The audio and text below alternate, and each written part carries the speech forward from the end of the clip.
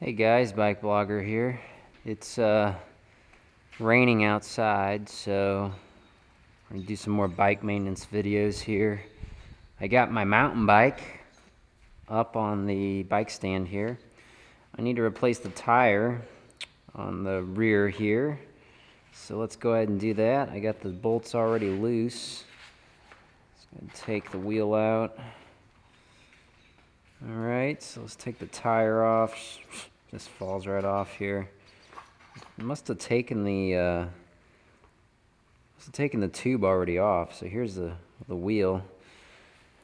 It's a lot beefier, a lot heavier of a wheel than my road bike. So here's the tire. It had really separated.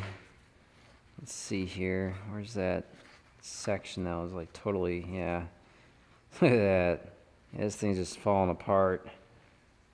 So we're going to go ahead and put a new tire on. We'll get rid of that later. Let's just throw it down over there. So the new tire I got is similar to the one I just took off there. It's a Kenda Nevegal. I don't know how to pronounce it. 26 by 2.35 inches wide. 26-inch wheel. This is a 26-inch wheel on this mountain bike. So let's go ahead and open this up. Oh yeah, and this is just a regular DCD, which is dual tire compound or something. I don't know. It's not the type that you can do. It's not the type of tire that you can fill up without an inner tube. It's not a tubular tire. This is a clincher tire. By that I mean it takes an inner tube. It's not like a car. It takes an actual inner tube. So, trying not to... Probably should use some cable cutters rather than scissors. Get this cable off of here. So we're taking this off. Nice looking tire. Yeah, so it's 700 plus or minus 35 grams. So this thing weighs over 1.5 pounds, I think. 30 to 50 psi. 120 TPI. That means it is it's pretty supple of a tread. So it should have a better ride quality to it to something with a lower thread per inch count on the tire weave of the material. However, with it being a higher count like that, it is a little more susceptible to punctures. Alright, so here's a tire. It's like it's John Tomac Signature Series. I guess that's a pro racer or something. Anyway, here's the folding tire. It's a folding tire. Opening it up here. This thing is massive compared to that last video I did with the road tire. I mean, look at this thing. It's humongous. 2.35 inches wide. The fat bikes, they go really wide, 3 inches, 4 inches, maybe even up towards of 5 or 4.8 inches in width. So we're talking, you know, upwards of almost twice the width of this tire. You know, we're getting up to almost, you know, motorcycle tires. Anyway, this is a nice looking tire. It doesn't look like it's been damaged or anything. I had it shipped to me. Okay, 26 by 2.35. And where's the pressure? It should say on here. I know it's set on the, yeah, there it is. 30 to 50 psi or bars. I always give measurements in bars, or kilopascals or whatever. Okay, so there it is. Nice looking tire. Okay, so going back to that previous video I did, first thing we'll do is we'll fill up the tube here. I already got it, obviously. I already got the tire off. Here's a tube. I'm going to use a Continental MTB 26 tube, small length valve. I don't need a long valve. I don't have a deep wheel rim, really. So we'll do a 42 millimeter long valve. Let's see. Just some tips about not over installing it properly and everything. So here's a tube. It's a nice big old tube. Take the dust cap off, set that down. Take the retaining nut off. We'll set that down. Open up the valve. Make sure everything's working right. Looks like it's fine. Let's make sure that this is probably another one of those removable valve bodies. So I'm going to use a Park VC1. And we'll go ahead and, yeah, see, I can probably take this off. Yeah, there it goes. So this is coming off. So I'm going to go ahead and tighten it back on. Make sure it just is on here tight. I covered this in my other video. You just want to make sure these removable valve bodies are on tight. I'm a little worried I might over tighten it. I don't want to do that. But I also want to make sure that this thing is not loose, because if the valve assembly is loose, it will leak air. And if you go ride a bicycle with an underinflated tire that might be underinflated, you didn't mean for it to be underinflated. You inflated it all the way what it should be, at the beginning of the day. But later in the day, maybe it lost air because it leaked out of this valve because this was loose. This assembly was loose. And you start riding on a underinflated tire, you could get a pinch flat, which is when the rim of the bicycle wheel bumps up against, something on the ground, something sharp, or just you hit something, and it bottoms out. The wheel bottoms out, and it pinches the tube inside the tire here between that sharp object or whatever, the surface of the ground, and the wheel rim, and it just sort of causes a pinching, sort of a friction sort of related puncture on your inner tube here. And you don't want that to happen, so you just want to make sure this is on tight. So it is, and it's good now. So I've opened up the valve end here on the end of the stem. I'm going to pump up the tube a little bit. So let's go ahead and do that. Now again, the recommended pressure for the tire is 30 to 50 psi, but make sure you get this on straight. Try not to bend it. Okay, so we're going to pump this up just enough to give it some, there you go, see it has some form to it. Let me take this off now. Boy, this feels really weird working with this tire compared to the ones I've been working with for so long with the road bikes. I'm not used to working with really big tires like this because I don't get out and ride often enough, I think, mountain biking, because I don't really live very close to any mountain biking trails. I live sort of in a city, sort of a setting, so I'm sort of a city boy. And that's my excuse for not having very good mountain biking skills. I don't get out there enough to really get good at it. But anyway, enough talking about that. Let's go ahead and fit the tire, or the tube in the tire. See, just like this. Nice. Okay, so it's in there. So now we're going to go ahead and put it on the wheel, but before we do, we want to make sure that we get it on the right direction. A lot of tires are directional. See, it says here, you see that? It says direction, so it rolls this way.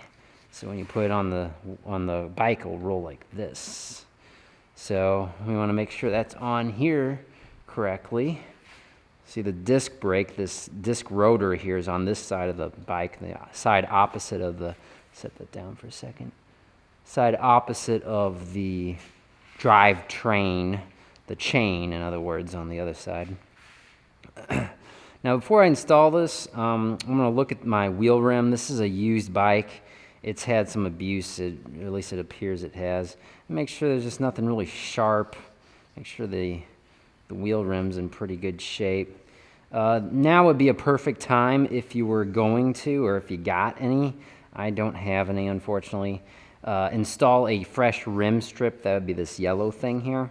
And you want to install it evenly. You only need it wide enough to cover up the spoke holes. And you can see whoever installed this, perhaps the manufacturer, this might be the original rim strip, because I'm pretty certain that tire there is probably the original tire. it's offset. It's not really centered. It should be centered just so everything is even when it all lays inside the wheel rim here. I'm just going to leave it for now, though. It does cover up the spoke holes at least, and that's what I want. Alright, and then otherwise this wheel looks, just visually inspecting it, it looks like it's in pretty good shape. Let's see where the... I was just checking the rim here, making sure it's in fair condition at least. I mean, it is beat up. It's obviously been ridden on mountain biking trails, and it's hit a bunch of rocks and things. So, good enough to me, you know. So let's go ahead and install. Let's go ahead and install the tire here. So here's the valve. And let's double check here, make sure I got the direction right. Okay, so let's find the valve hole on the tire. It's right there. Go ahead and stick it in there. Okay, so let's go ahead and get the first bead or lip onto the wheel rim here. I sort of like to sit down sometimes when I'm doing this. So let's just go ahead and sit down and just get it all on here. Let's get that first bead on. There we go.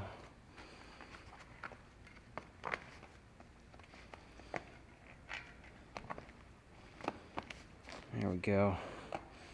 All right, so we got the first side on. I'm going to flip it over here like this.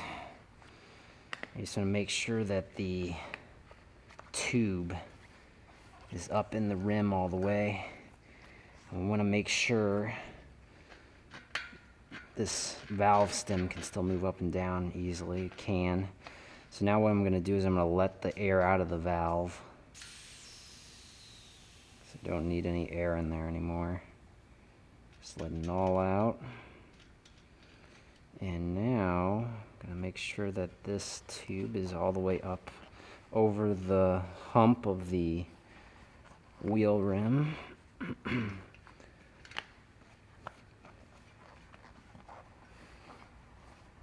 Sort of moving around on me here a little.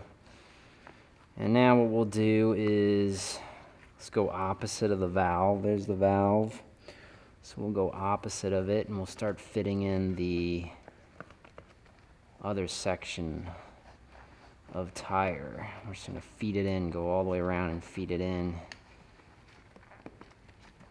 Usually you just work your way around and you don't need to you know, work it with two hands. Just do one hand and sort of feed it on there. Make sure this valve stem is pushed up quite a bit so it doesn't get caught underneath the tire. This is coming on pretty easily. It's a mountain biking tire. Of course it should go on easily. Okay, so I got one more section of tire here. And I just forced it on. That was really easy. So this is a pretty darn easy install. Mountain biking tire. Alright, so there's the valve. It can move in and out real easily. That's good. That's what we want. So I'm fairly confident we got this on here pretty good. So what we're going to do, or what I'm going to do is I'm going to get up here. I'm going to fill the tube up with a little bit of air. Let's go ahead and do this. Actually, I always forget about this. You want to put that retaining nut on before you start inflating the tube. Make sure that retaining nut's on, pull down on the stem, the valve stem there, get that retaining nut screwed on. And now we can open up the valve and put some air into it. You can't really get this bike pump attachment thing on very easily if if you don't have the retaining nut on, so it just makes sense. So I'm gonna pump this up. It's a lot of volume, so it's gonna take me a while here. I'm doing it one-handed too. All right, I feel it getting form now that it's up to about 5 psi. Okay, so now what I want to check is I want to check this tire is, it's not oval shaped. It is still circular shaped. And usually what I'd do is I'd spin the wheel. This wheel is pretty darn heavy though. I don't know if I can do this. Let's see, there we go. Without unscrewing it. Oh man. Okay, I think what would be easier actually is if I just set this down. Let's put the wheel in the bike. Like this. Get it up in the bike. Now the bike's gonna really start leaning back down. Okay, so I don't think the chain's in the way or anything. I do have some disc brake rub. Let's not worry about that right now. Let's just go ahead and spin this wheel. Okay, so the tire seems to be not really wobbling. I mean, it does seem a little deformed. I think, though, that is actually because this wheel, the alignment of the wheel, the tension of these spokes is not very good. I need to actually do a video on that. Go around, make sure everything, all the tension in each spoke is equal. So anyway, I'm fairly happy with it. So let's go ahead and take it off the wheel now. Because another thing I want to check is make sure that the rim strip is not stuck. I mean, I make sure I can see my yellow rim strip, make sure nothing is stuck, between the tire and the rim. So see, let's get in the light a little bit here. So there's some yellow rim strips. So that means I'm good shape. I can see the yellow around the valve. So far so good, I must say though. I mean, this seems to be a lot easier to install a mountain biking tire than a road bike tire, but it really does depend on the tire. So I'm going around. Also, like I said, the casing on this tire is 120 TPI or threads per inch. So it's more supple, and these sidewalls are weaker, but they're more comfortable to ride on and turn and make turns on and stuff. Just a better ride feel, although that is rather subjective. Okay, looking good. Almost back around, just making sure nothing's stuck between the tire and the wheel rim. Yeah, it looks real good. Real good. I'm quite happy with it. So, let's just go ahead and install it now. We're just about done. I've been putting this off and putting this off. Now that I finally got my new tire and tube on this bike, I can get out there and do some videos soon, I think. Mountain biking. Looking forward to that. So I'm quite happy with this. As I continue to pump this up more, I just want to be really certain that, let's move this down a little bit. I just want to be certain that it does not deform as I'm pumping it up, because if I notice any deformity, there's a good chance that this thing will pop on me as I'm pumping it up. And just to double check, I could check on the tire, but it said on here the maximum is 50 psi. Let's go ahead and pump this up to 50 now. This is going to take a while. The main thing I'm just worried about is it exploding in my face. Because again, it's only happened a few times to me, and I've done a lot of tires, so chances of that happening are low, but you never know. Maybe someday I'll catch it on video, and maybe I'll jinx myself right now, and it'll happen. All right, we're up to like 30 psi, so this is the minimum recommended pressure. So we're gonna go up to 50 though. So I'm gonna keep pumping this. In fact, actually, let me stop. Get get that retaining nut all the way on because things are moving around.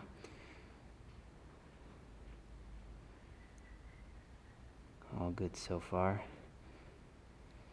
And let's rotate the wheel.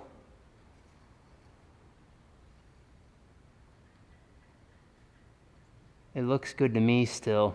There is a little unevenness because, again, I think it's because the spoke tension is not even all the way around.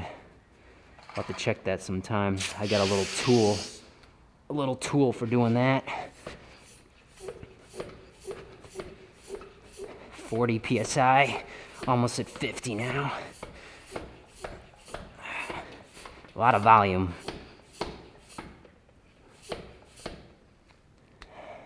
So it's about 50. I'm gonna stop here. Boom! We're okay. Yeah. I think every time I've had a tire pop on me, it was when I wasn't wearing like earplugs. Because for a while there, after something pops on me, I get like sort of, you know, shell shock or whatever. And it's like, oh, I get real nervous. And I just put in earplugs whenever I pump up a tire, at least a new tire, a new install like this. Although I have had it happen once before where I'm done pumping up a tire, I'm going to work on something else, and then like sit it down like over there along the wall or something, and just working on something to do, and then pop! It happens. It's like, whoa, did not expect that. It just sat for a little bit, and then it just popped. Sometimes you have a little bit of a, sometimes it alerts you a little bit because you hear like a little bit of air starting to come out. It'll be like, you're done pumping up, and then like, oh crap, and then pop! It's like a gunshot. It's scary. All right, we're good. So now, what pressure should you run a mountain bike at, air pressure for your tires? Well, less pressure will be more grip, just like with any bike, really. More pressure will be less grip, but you'll be able to ride faster. So if the mountain biking trail is rather, it's just simple single track, and by that I mean it's just a small, narrow sort of a trail, and there isn't much in the trail though, like there's not a lot you need to jump over, or there aren't a lot of rocks or anything. You can just go ahead and run a high pressure because you're just basically running on dirt. In fact, if you've got a mountain biking trail that's a mountain biking trail and it actually is just a dirt trail, you could probably just run a cyclocross bike on that trail. You don't need a full-blown mountain bike like this or with the big tires. But if you're running over rocks, all sorts of different ruts, big logs, through water or something, or snow or something, then yeah, the fatter tires are definitely going to make a big difference. That sort of is of an opinion, though. Some people say the thinner tires can cut through stuff better. Well, it also depends on how high your bottom bracket is off the ground, I mean, if it's off the ground quite a bit, you can even keep pedaling and not strike your pedal on the ground. You don't even have to think about that, which is sort of sweet. Anyway, so this is my GT piece. We'll be doing some rides with it. We're pretty much done here. I got the wheel in the frame. Use my trusty 5mm wrench, and we'll wrench this down, and we'll get going. Thanks for watching. And as always, do not forget that dust cap.